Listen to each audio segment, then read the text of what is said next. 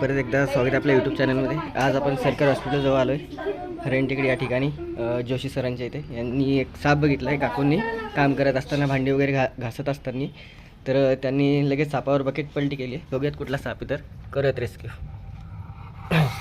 बघू शकता मित्रांनो, हा एक बेबी कोब्रा भारतीय नाग, सध्या 10-15 दिवसाच पिल्लू असेल, ताजंच पिल्लू आहे।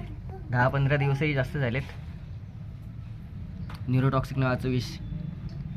मोठा साप चावलेला कधी परवडला, पण छोटा साप चावलेला परवडला नाही।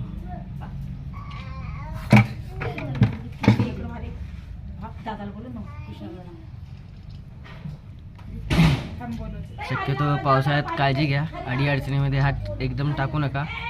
खूप सुंदर बेबी कोब्रा आहे। मंत्र नसतात सापाचे, मंत्र नसतात सापांचे, नाही कोणताही साप चावला